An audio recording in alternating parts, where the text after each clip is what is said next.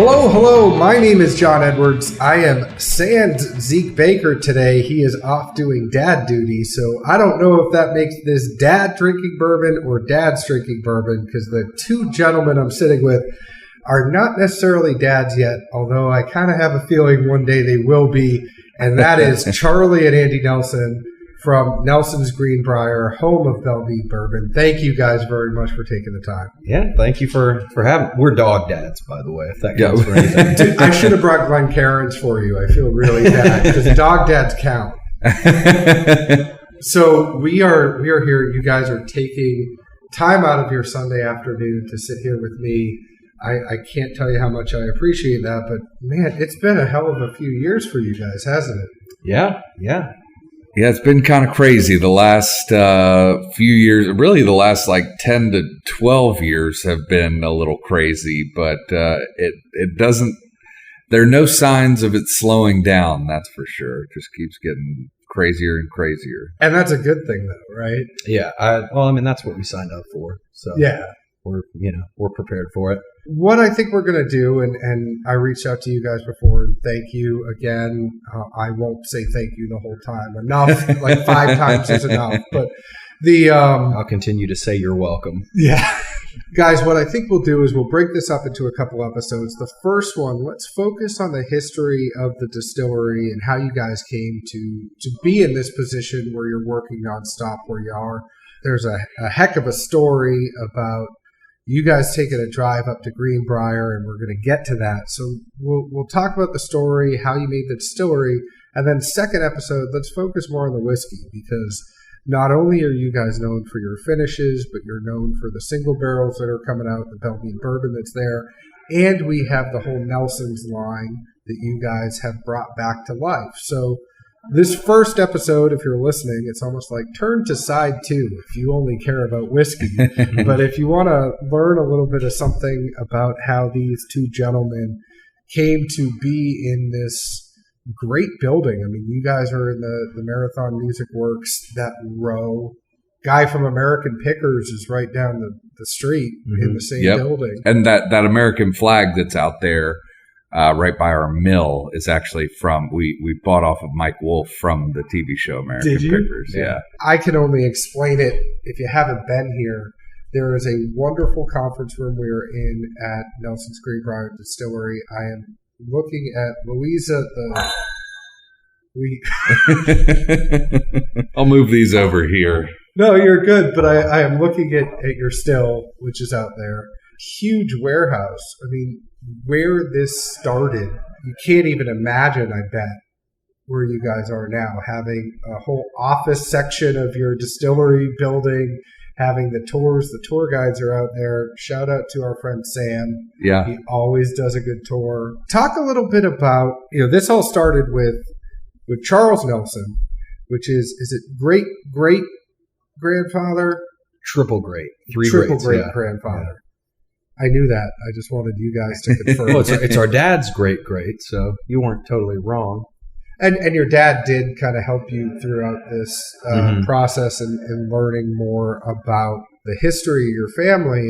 And let's talk about that for a second, because Charles was born in 1835 in Germany. Right. Came over here.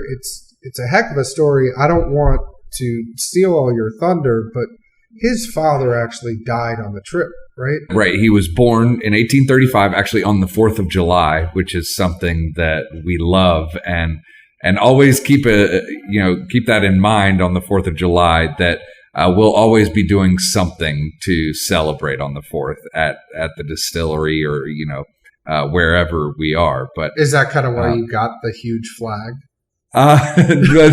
Well, I mean, we're just proud Americans. That's why we got the big flag now. That actually, as you should be. Yeah. That's kind of another story. Happy to tell that in a little bit. But so, born on the 4th of July, and Charles's father owned a soap and candle factory, and in 1850 decided he wanted to move his family to America. So he sold the soap and candle factory, converted all the family's earthly possessions to gold, and had special clothing made to hold all the gold on his person. So he had gold sewn into his clothing, gathered up his family, his wife and 6 kids, Charles being the oldest, 15 at the time, and they boarded this ship named the Helenus Lomond, which turned out to be kind of a famous German ship. It was the first German steamship to make the transatlantic journey. There was an episode of the History Channel about the Helenus Lomond, and brought a bunch of famous German passengers over, but only did made that 3 episode voyages. of the History Channel, did it have something like, did aliens actually take the ship? I think that was a part of it, actually. For a while, the History Channel got to be all Nazi or alien. Like Yeah, it was, right. Oh, there were some weird theories in there, and I don't want to get too deep in this or too far off the beaten path, but I saw something on the History Channel that essentially the whole thing was blaming cocaine for like the slave uprisings in the slave rebellions Really? in early America, and it was just like I never heard that in a history book, which doesn't necessarily make it true or untrue, but it was just that's kind of a crazy theory. I love the guy with the hair, and they always do memes of him. Oh yeah, And it was, they would always show like the pyramids and, did aliens help them do the pyramids? And you can't disprove it, but they Yeah, would just throw right. that out to anything. what was that guy? It was the crazy like curly hair that looks like a fake wig. Yeah. Was that guy. We'll go back to it. But anyway, Yeah. so very, very famous German ship. Yes, so the Helenus Lomond. So the family is on the ship. They're on their way to New York. It's like, I think, like a month-long journey or something like that. While they're at sea, there were severe storms. The ship was damaged, and it was taking on water for a couple of days. Luckily, there was another ship nearby named the Devonshire who was coming to rescue the passengers from the Helenus Lomond. And our family was on a little rescue boat. There was a little rescue boat that was transferring passengers from the Helenus Lomond to the Devonshire. Our family was on that, and it ended up capsizing. And the father, with all the gold on his person, he went straight to the bottom of the Atlantic. Oh, man. But the rest of the family was able to make it safely to the Devonshire, then safely to New York, but with literally nothing but the clothes on their backs. Charles, at 15, takes over as man of the family, finds work at the Hazen Schultz firm in New York, making soap and candles, which he does for 2 years, moves to Cincinnati, and that's where he became a butcher. And he became friends with a distiller because the pigs that he was butchering were being fed by spent mash from this nearby distillery. So, and that's something that we deal with today, regularly is, we've got Farmer Flake who he comes and picks up our spent mash and feeds to his cows and I think maybe some pigs as well. Andy, is that right?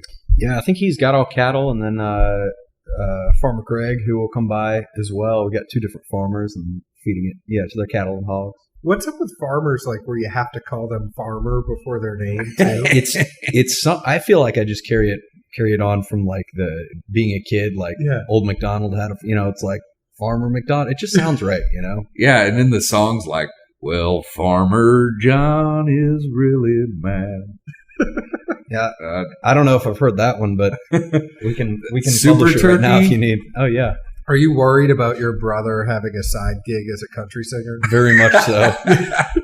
I can't believe I just sang I need him to focus on this. Yes. But you were saying that obviously there's a lot of stuff he learned in being a merchant. And you're taking, for those of you listening, I'm dorky and I actually wrote out index cards with things that I wanted to hit, and Charlie could just name this stuff. It is your profession, you should, but it's amazing you've actually got an order of everything that I have on the card. I had, Charles, eldest of 6, came when he was 15. Father died on the way. Like all this stuff, you are hitting it line by line. So I don't want to stop you from there, but Yeah, I could keep going. he did the butcher business when he was 17. Yep. Learned about whiskey and, Yep. and what actually was going on in there. But that's kind of when they moved to Nashville shortly after that, right? Exactly. Yes. So they moved to Nashville before the start of the Civil War in 1858 and started a wholesale grocery business. And there he had 3 great selling products: coffee, meat, and whiskey. And his butcher was a guy named Mr. Hill, who started his own grocery business that's still kind of around today. Not H.G. Butcher Hill, Hill. Mr. Hill. Yeah. Yeah. Well, he wasn't a farmer, so Yeah. Those butchers don't get the same level of reverence that farmers Damn get. shame. Well, you call them like, we're friends with the guys from Porter Road Butcher, and call them like Chris the Butcher or James the Butcher, so they get like, the article there. They get the. Yeah. Tell those guys I miss them on Charlotte. Yeah. I used to go there all the time.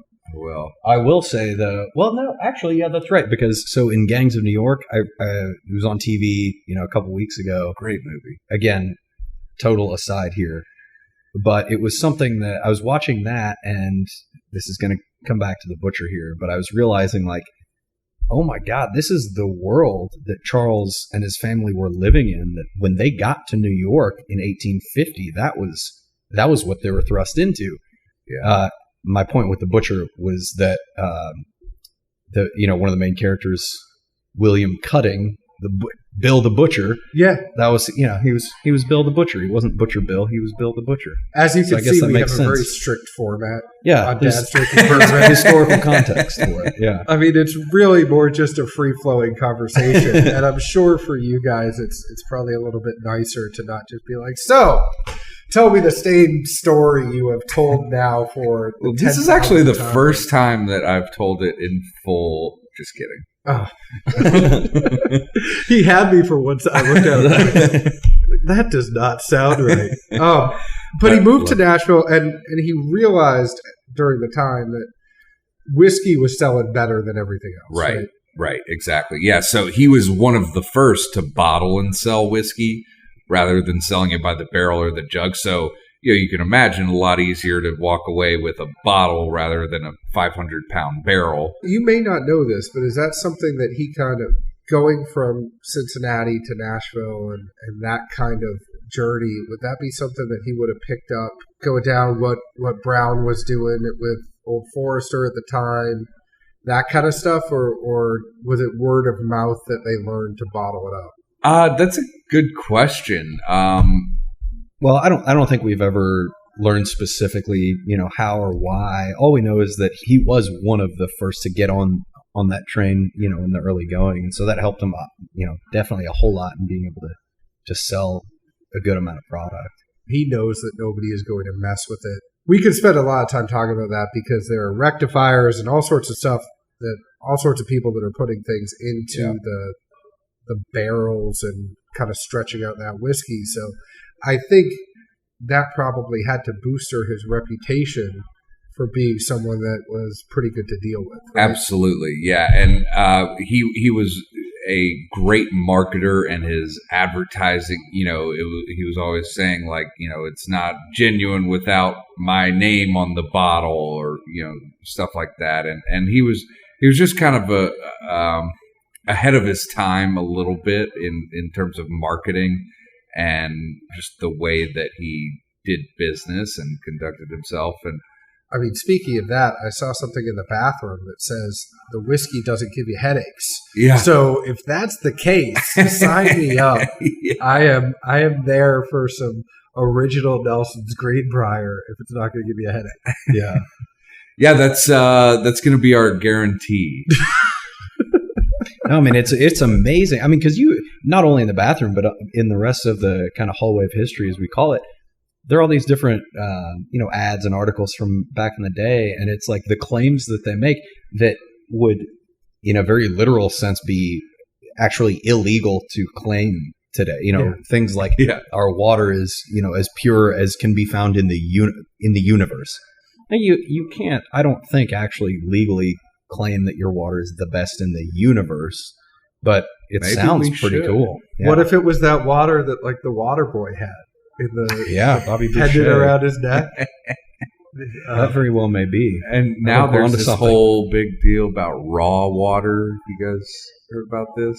No, but I know that there's buying the limestone water that's now bottled up and stuff like that. So there's definitely still a marketing kick for water.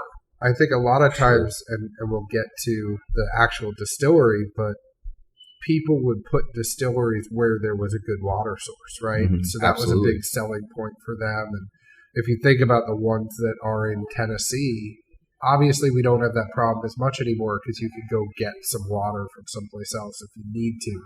But that still has to be a big determining factor for where you guys set up even today, right? Yeah, and I mean, especially back in the day when you had to have a high quality water source, and like, you know, our family's distillery back then was right by this spring that has never stopped running. I mean, at least it's been running still to this day, been running continuously at a solid about 50 degrees.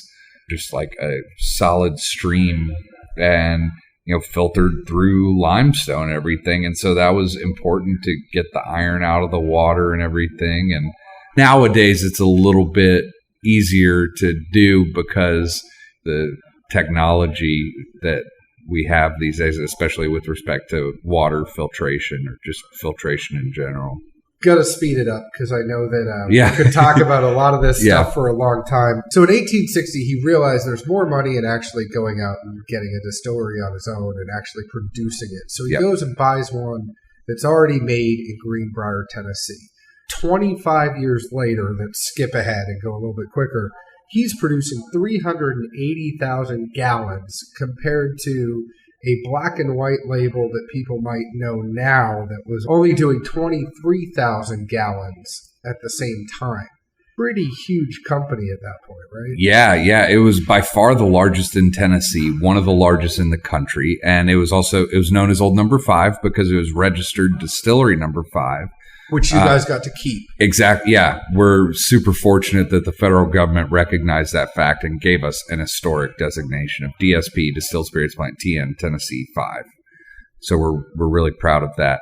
So Charles, he was producing about 30 different labels. He had multiple Tennessee whiskeys, multiple bourbons, corn whiskeys, rye whiskeys, a malt whiskey, apple brandy, peach brandy, even gin. He actually produced one of the first American gins, and he had a fortified wine. So he had a lot of different products, and there were a few different brands that he produced in conjunction with other companies, one of which being Bell Mead. And it was produced in conjunction with the Sperry Wade and Company. Charles, his products were being sold all throughout the United States, even in Europe. France, right? In France, even as far as the Philippines prior to Prohibition.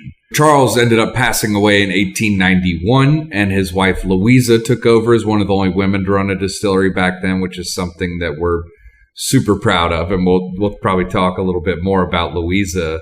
Well, let's do it. I mean, because it was a very interesting position for her to be in because she assumed control of the distillery and the company. And then in 1909, Prohibition came along. So she ran it for, a good 18 years before that actually came to be. If you think about her as a person, that is a big deal to be thrown in a position like that, not having the experience. I mean, being adjacent to it, we don't know how much she was actually doing with Charles at the time, but that's crazy, right? Yeah, I mean, one of the things that most kind of amazes and impresses me is, you can kind of spout off all the facts of, what was going on in those days. But if you try to really imagine yourself in her shoes at that time, I mean, not only as a person to be thrust in that situation, but especially as a woman, when she wasn't allowed to vote.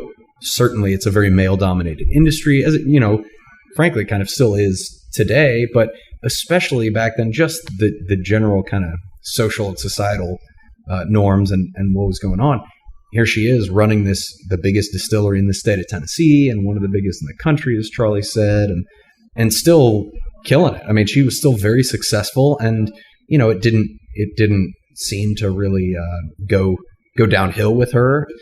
Again, this is kind of purely speculation, but putting myself in her shoes, when you think about it, 1909 comes and it's Prohibition statewide, and so national prohibition is still 10 years away, but if I put myself in her position, I'm thinking, so she's probably getting a whole lot of pressure from outside sources, certainly the religious groups and organizations and churches, and then just generally, socially, maybe the kids' friends' parents at school or whatever, like, oh, this is very improper, you're such a sinner, all these kinds of things. that were most likely happening. And so the way that I see it is that Prohibition may have honestly been almost more of an excuse for her to go ahead and shut it down and kind of get this burden off her shoulders. And so that's, to kind of jump ahead, one of the questions that we often get asked is, so how did you guys really not know about this history growing up? I was going to get there. Yeah. So you're bringing it up. Yeah. Well, it's, we get it a lot. And the answer is basically when you put yourself again in Louisa's shoes and you think about that, once Prohibition began and ended the distillery business, well, fortunately for the company, Charles had gotten into banking before he died and helped found Nashville Trust Company. And so they had a pretty lucrative business that was perfectly legal to fall back on. They didn't have to keep bootlegging or anything like that. When Prohibition she had enough that she could go sell out what stock you guys did have at the time up in Louisville until Prohibition ended in Kentucky, right? Yeah, exactly. So that's one of the interesting things is that Prohibition didn't require them. You see the old sort of Ken Burns documentary videos of the revenuers taking an axe to the barrels and just dumping it down the drain or whatever. They didn't make them do that. They just made them stop producing, but they were allowed to sell off the remaining inventory in barrels. And so, they started, he opened up his sort of office and warehouse facility in Louisville, downtown Louisville, on what is now Whiskey Row, 100 East Main Street. He had a facility there that he would sell out of, kind of to sell off his inventory after Prohibition. So the way that I see it again is that Louisa saw this as an excuse to kind of shut down. And when she told her kids we're shutting down business, she most likely was not saying, now we need to keep our pride in this. We need to keep our heads up and everything. It was probably more something like, now listen, I know you gotten a lot of pressure from probably your friends at school, and I've gotten pressure from my friends, etc. So let's just kind of let this go, kind of let it take its path. And so each generation thereafter the history kind of got swept under the rug. And so over 100, 110 years, each generation lost a little bit more than the last. And so by the time it got to us and we learned about it, there wasn't a whole lot to know. I mean, they were kind of the main pieces and that, but we've kind of taken that and run with it. Well, and I'm like you, I really like trying to understand the psychology and what are the socioeconomic factors, what was actually making somebody make a decision. And you have to think, even before it got to that point, even before Prohibition, those movements were happening, there had to have been some people going up to her, even as a woman, and saying, why don't you turn it over to me? I'll handle it for you. I bet you don't know how to do a distillery. There has to be a bunch of other stuff that we don't even know, because that's 18 years is a very long time to actually run something. Hucksters and con men have been around, since the dawn of time. There's no avoiding that. And there's probably people that went up to her and said, just put me on your board. I'll help you out. She has to have been incredibly strong to have done what she did. And I think it's just a side note, but a pretty big side note, to mention that because of how strong she is, you guys actually do an award every year, the Louisa Nelson Award. Yeah. And I think there's a dinner around it too, right? Yes. So we've created this award. So we take nominations throughout the year, and we basically honor 3 different Nashville area women who are excelling in their field or just doing great work in the community. And we donate money to charities of their choosing in their names, and then have an event and have some food and drinks and music, and we give out the awards, which are cool little barrel heads. That's awesome. And so this will be our 3rd year, and then we also just got this mural painted of Louisa in our production area. Our still is named Louisa after her, and we also just recently created a liqueur called Louisa's Liqueur, which we might be tasting a little bit later. Yeah, we'll have to. That's the one thing I think you guys have that I have not had yet. So that'll be something that we'll talk about in the second half here. Let's spring forward ahead many, many, many years, probably about 80, 90, 100 years after. Sorry, more like 100 years. It's like 94 years. Yeah. That's quick math in my head. You two and your dad go up to Greenbrier, see Chuck the butcher. Chuck Grissom. And doesn't he make sausages? Yeah. Those Grissom sausages? You can't beat Grissom's meats. I think it was, or maybe we just made that up. But he made he made a lot of stuff. But it should have been. He was Chuck the Butcher, and he was a monster of a man. I mean, his calves were like the size of my torso. I think he actually passed away like within the last year or two. But we were on our way to buy basically a quarter of a cow worth of meat from Chuck. Our dad went in with 3 of his buddies to buy a whole cow. And he invited us to go with him to pick up our quarter. On our way there, I had never been to Greenbrier before. Andy, I don't know if you had. And it's crazy how close it is, too. Yeah, it's super close. And I honestly didn't even know that it existed. But we're on our way there. We're running low on fuel. We stopped to fill up. And at the gas station, there was this historical marker that said Nelson's Greenbrier Distillery, 1 mile east on Long Branch Road. Charles Nelson opened the Greenbrier Distillery. You're like, hey, that's my name. Yeah. But at first it was like, I was like, well, that's a pretty common name. I mean, I wonder if that's our family. And then we go on to Chuck's, and he happened to live a mile east. And when we got there, we asked him if he knew anything about the old distillery. He showed us across the street, and I love the way that he spoke. He was just an awesome guy. So he shows us across the street where there's this old barrel warehouse still standing, the original spring still running. We drank from the spring.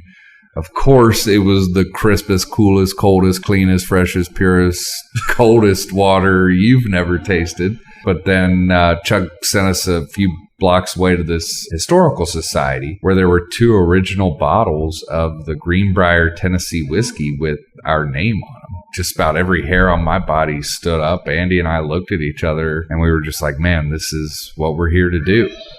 And so we've been working on resurrecting the company ever since. At the time, all we knew about was the Greenbrier Tennessee whiskey. We didn't know about Belle Meade yet.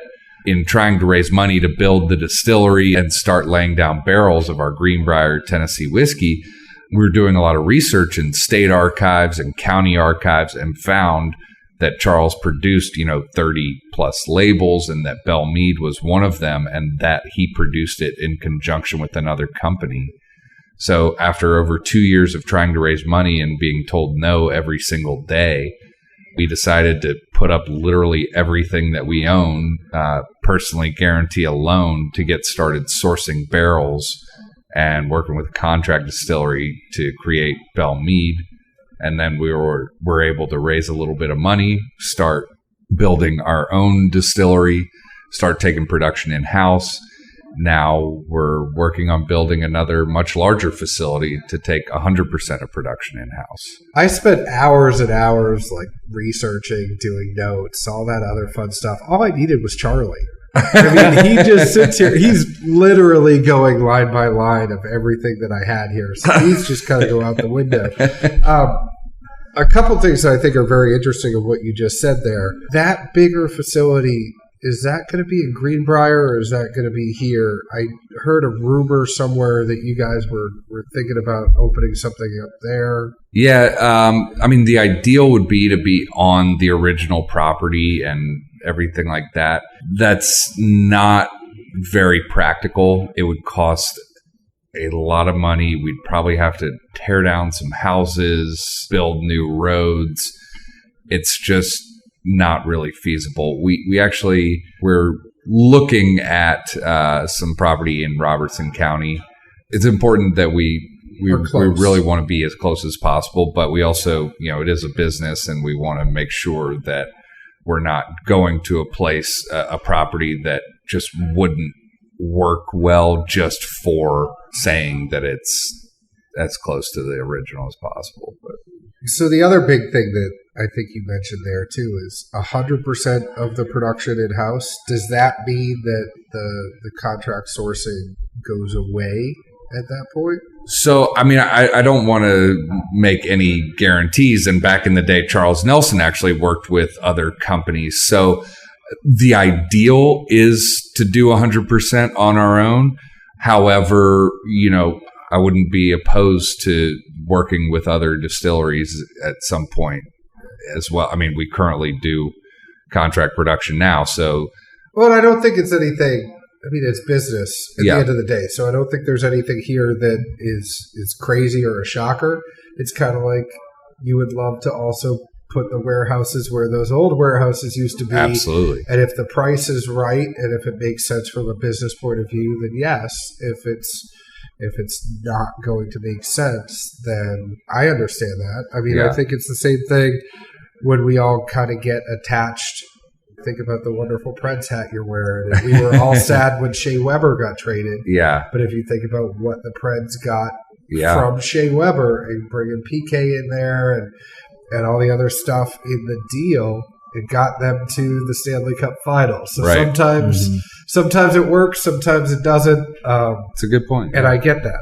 Going back and contract sourcing, not necessarily to harp on that point. I don't think it's a point that needs to be harped on. Everybody knows it. Everybody knows where it is if you live in Nashville. But what I do want to ask is if you think about people that are owning and starting a distillery, a lot of people will start off either sourcing, or they'll put out a gin, or they'll put out a vodka, or they'll put out new make. They'll do something to supplement while those barrels are aging. So when did you guys know that you were going to go with Nelson's and actually do your own distillate? Was that something from day one? And what made you decide to source in the beginning rather than, I do know you have the Nelson's White Dog, or Tennessee White Lightning, sorry. But what made you decide to do? They're actually moving barrels, guys. They do work here. If you're wondering what that beeping sound is. Yeah, they're about to do the charcoal mellowing right now on the distillation run from earlier. If you're here for a tour, it's probably a heck of a tour to be on. But so what made you decide to do that over something more of the clear variety? Yeah, to answer your question quickly, it was absolutely from day one that we knew we wanted to do our own distillate for Nelson's Greenbrier Tennessee whiskey. And so, as Charlie had mentioned before, when we looked more into the history, it all had to do with, for one, the history and how Charles did it back in the day, and then how we could translate that into present day being a functioning business. And so it was purely, again, our business plan was from day one, let's raise a bunch of money, build the distillery, and sit on barrels for 4 years or more until it's ready to go, and then we'll start getting revenues. Of course, no one was going to give us money for that, so we had to change, and then that's when we learned about Bellmead Bourbon and how it was produced originally through a third-party contract distillery, essentially. And so we said, okay, well, that's actually a really great idea. That's a good way for us to get started in business. And what that allowed us to do was get a proof of concept going. And, we sourced from MGP, got, our sort of own unique blend from different recipes from MGP, and put out Bellmead Bourbon under that original label as it was done 100 years ago. Now, what that allowed us to do was get a little more experience, well, some experience at all, sort of learning how to walk the walk, and how to sell whiskey, talking to the distributors, learn the whole language and everything like that. Get overall a proof of concept to the potential investors to tell them, hey, look, you didn't necessarily believe us before, but here's what we're actually doing. Look at this. So what that allowed us to do was get sort of buy-in from people and saying, hey, I believe you guys look like you know what you're doing now. And so that all along from day one, really day one, it was like, okay, let's do this plan. Okay, that's not going to work. Okay, let's evolve it and change it up a little bit. But we never once wavered from the ideal and knowledge that we were eventually going to produce our Greenbrier Tennessee whiskey from our own distillate, our own grains, everything like that. And so that's always been the plan. It's just a matter of how we could arrive there, what vehicle would get us there. And we're almost veering into what I kind of want to talk to you guys about in our second episode. So let's kind of, before we close this one out, let's talk about, obviously there was a lot of learning curve there. You guys were figuring this all out, realizing that you had this whole family history, and then figuring out how do we actually go and execute that. And like you said, it was your POC. What did you learn in that POC? What was the biggest thing that you guys think you probably messed up on? And what do you think the biggest thing? It's almost, I know it sounds like a job interview. Tell me a time where you really went above and beyond, and tell me a time that you could have done better. Well, Charlie, I'll let you answer this too. But I, for me, it was learning just the confidence and knowing what we were doing and being able to talk to potential investors and money guys. I mean, Charlie and I both studied philosophy in college, so we weren't financial experts. We didn't know sort of the ins and outs of the fundraising game or what the people were going to ask us when we said, hey, give us your money and that kind of thing. And so a lot of it was just purely confidence and knowing that we were doing our job the right way. And to me, that was really the biggest thing. And the second thing was being able to, when it came time for people to say, yeah, we believe in you enough to give you our money. It was one of the hardest things that I know that we've ever had to do was turning people down. And it sounds kind of crazy when we're sitting here talking about like, oh, we've been 2 years with 0 investments yet. But then finally, some people started saying, yes, we'll give you money, but we want X, Y, and Z. And those, some of those X, Y, and Z were things that we were not willing to give up. And so it was taking the right money, not just any money. It's not just Shark Tank on a TV show. Yeah, absolutely not. It gets a little crazier when there's actual investors involved. But yeah. What about you, Charlie? I don't think Kant could handle doing bourbon because there's no universal truths here. So what are your, what's your biggest success and what you think you could have done better kind of as you guys got going? I mean, I wish we had been able to get started sooner. I kind of wish we had just accepted the fact that people weren't going to invest in us initially to build the distillery up front, and we had just accepted, okay, we got to start outsourcing and just start that path, because then we probably would have gotten the distillery built sooner. Years prior, yeah. But we instead were like, no, we have to build this distillery. That's what we have to do first, and we're going to do it 100% on our own. But people just flat out would not invest in that, and we couldn't raise enough. We couldn't get enough money loaned to us either for that. So I wish we had just sort of seen what people were saying and gone with that earlier. And as far as successes, I think just, I don't know, it's hard to toot your own horn sometimes, but I get it. I will tell you one thing that Keith Clark, we were talking to him, and he was telling a story about how he laid a barrel down, and the time of the year that he put the barrel down opposed to when he would have put it down another time completely changed the whole profile of it. And it was just something that he didn't know a lot of at the time. He's like, I never would have known that. And then somebody was telling me that if you did it at that time, it's a different flavor profile. And it's how, how some of his whiskey came to be. And that's more what I was going after. If there was any I think something that has been really cool that has been a success for us is the sort of innovation in finishing. From the sherry cask and cognac cask, Madeira cask, the Black Bell.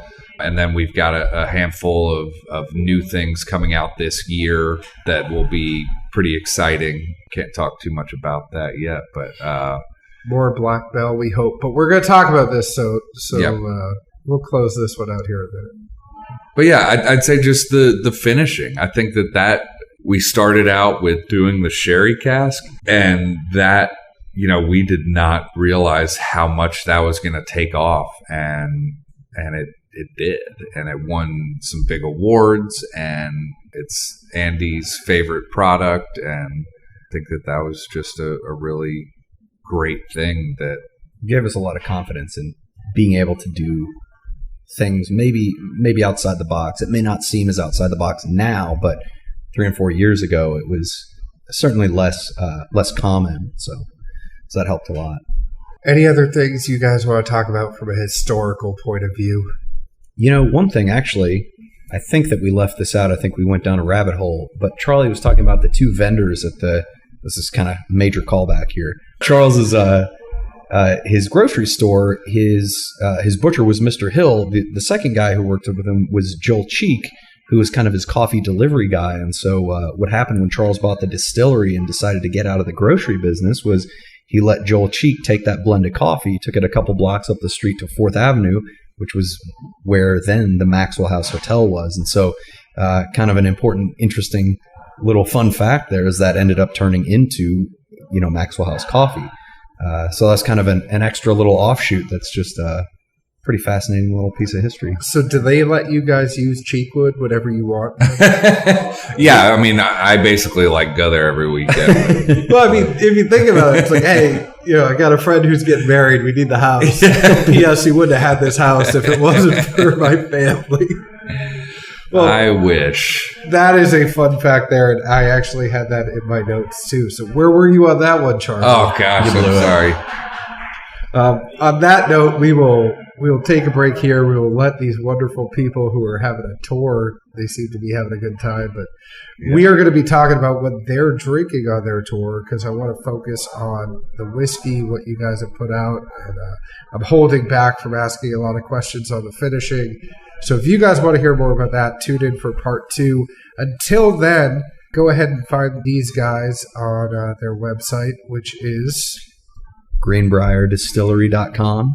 And they are very active on Twitter, on Instagram, on Facebook, all those things. There's 2 of them, though, so you got to be careful. There's NGB Distillery, and then there is also Bell Mead Bourbon, but it's Bell Mead BRBN. So you got to look out for both of those on Instagram. You can find us on Instagram at Dad's Drinking Bourbon. You can find us on Facebook at Dad's Drinking Bourbon, Twitter at Bourbon Dads. You can find us on Apple, Google Play, Stitcher, YouTube, Podknife, all of your favorite podcast providers. Please go ahead and leave us a 5-star review. But if you hate us, feel free to leave me a message, because I'd rather fix it that way. Anything you guys want to say to the folks before we go out? Keep drinking bourbon. Yeah. Cheers. Cheers.